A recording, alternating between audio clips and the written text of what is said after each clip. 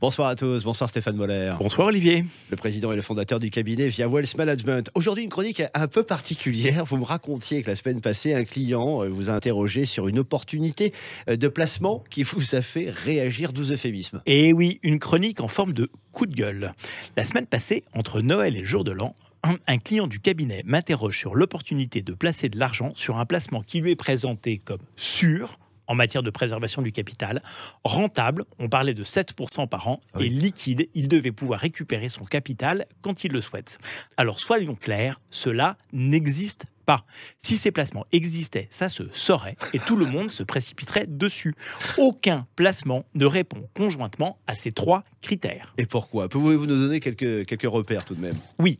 1. La notion même de garantie en capital est maintenant interdite, même pour les contrats d'assurance vie en euros. Donc si on vous parle de garantie en capital, il y a déjà un point de suspicion. 2. Tout placement comporte un risque, généralement proportionnel à son rendement. 7%, c'est très rentable, donc c'est très risqué. 3. Liquide, ça veut dire qu'on peut sortir rapidement son placement pour la totalité des fonds investis. Ouais, c'est vrai que vu sous cet angle, effectivement, à quoi faut-il faire attention, Stéphane? Alors, plusieurs conseils. Premier conseil, l'essentiel est surtout de ne jamais faire un investissement dans quoi que ce soit que l'on ne comprenne pas. Deuxième conseil, c'est toujours de se méfier des offres trop alléchantes ou hors marché. Et ce conseil est valable pour les produits financiers, mais aussi pour les produits immobiliers. Vendre un bien qui rapporte 10% par an, c'est une folie. Alors posez-vous la question, pourquoi vendre? Vérifiez plusieurs fois si le bien n'est pas insalubre, promis à la démolition, s'il ne faut pas refaire la toiture, que les locataires payent réellement leur loyer, Je rigole, mais c'est du vécu.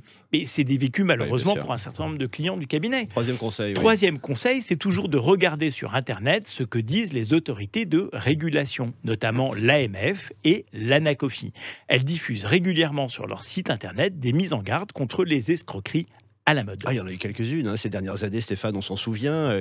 On a été mis en garde contre la revente d'œuvres d'art et plus particulièrement de manuscrits historiques, la vente d'immobilier en Allemagne qui offrait des rémunérations supérieures à 10%, la commercialisation de placements privés, souvent sous forme d'obligations faisant appel public à l'épargne, des investissements aussi dans des sociétés d'exploitation de crèches. On a eu ça. Ouais, et plus récemment dans l'exploitation de containers maritimes, je m'en souviens. Oui, et d'autant que l'histoire est toujours la même. Ouais. Le placement est sûr, hyper rentable et liquide. Il est très alléchant.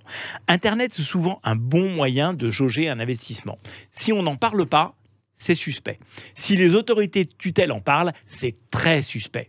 Si les blogs des investisseurs en parlent, ça permet de jauger de la qualité globale des services qui vous seront rendus. C'est une fois de plus une question de Bon sens. Bon sens, Stéphane. Un grand merci à vous. Coup de gueule salutaire, à partager évidemment et à retrouver en podcast sudradio.fr. On se retrouve demain soir, toujours ici. À demain, Olivier. À demain.